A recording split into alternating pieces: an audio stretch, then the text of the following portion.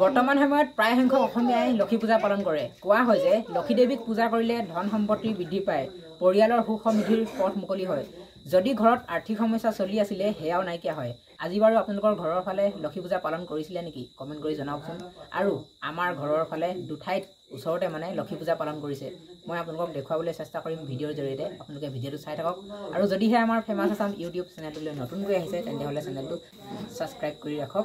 সকলোকে লক্ষী পূজাৰ আন্তৰিক শুভেচ্ছা জনালোঁ। বলক ভিডিঅ'টো আৰম্ভ কৰোঁগৈ। এয়া হ'ল ওচৰৰ খুৰা ঘৰৰ লক্ষ্মী পূজাৰ নিয়ম। আৰু আপোনালোকে ভিডিঅ'টো স্কিপ নকৰাকৈ চাব দেই। ভিডিঅ'টো বেছি দীঘল নকৰোঁ, কিন্তু মই পিঠাপথাৰ তিনিআলি পাইছোঁহে। আপোনালোকক ভালুকমৰা তিনিআলিলৈ নিবলৈ আছেই। মই মানে পিঠাপথাৰ তিনিআলিলৈ সোনকালে আহিলোঁ। সেইকাৰণে আপোনালোকে ভকত বৈষ্ণৱ খুব কম দেখিছে। কিমান ধুনীয়াকৈ পেণ্ডেলটো সজাইছে আপোনালোকে দেখিছে নহয়, সঁচাই বৰ ভাল লাগিছে দেই।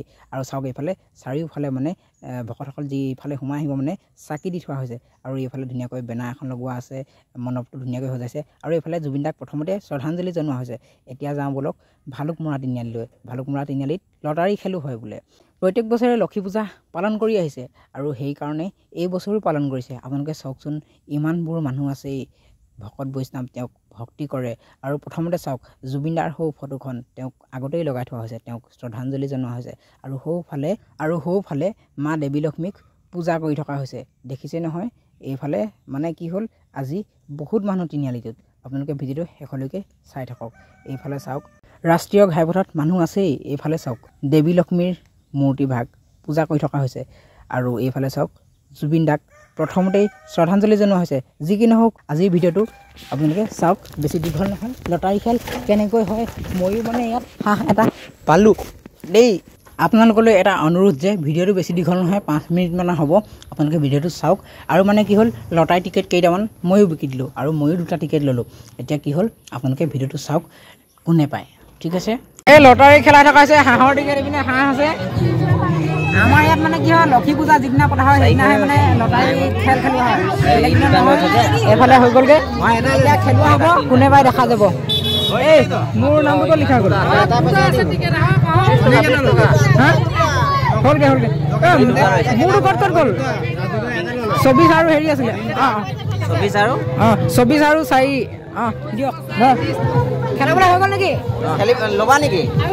আছে আছে, 3টা এইফালে 3টা মাৰি দিছোঁ। 3টা মাৰি দিওঁ। খেল হৈ গৈছে দেই। নাম লিখি দিওঁ আকৌ কমিটি বুলি। 26টো কিমান আছে লাষ্টত? 26টো আৰু 28 আছে কমিটি দেই। এইকেইটা লোৱা দিয়া, আঠা দিয়া।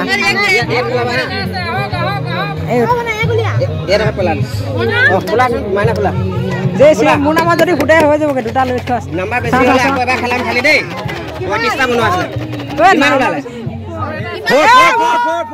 নামটো চাই লকা আছে, পিংগু। দিয়া, মই পালোঁ।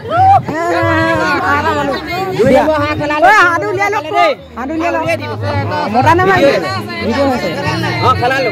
এই কোনে পালে? মই পালোঁ। প্ৰথমবাৰ হাঁহ এটা পাইছোঁ বাৰু। 2টা লৈছিলোঁ, 4 আৰু 24। হাঁহটো উলিয়াই দিয়ক দিয়া। প্ৰথমবাৰ পাইছোঁ লটাৰী খেলত লক্ষী পূজা। এনেকৈ হাঁহ নহয়, ৰাজহাঁহ, চকী টেবুলৰ পৰা আদি কৰি বহুত কিবা কিবি লটাৰী খেলোৱা হ'ল। আৰু পায়স দিয়া হৈছিলে, প্ৰসাদ দিয়া হৈছিলে, আমি খালোঁ আৰু যাওঁ এতিয়া।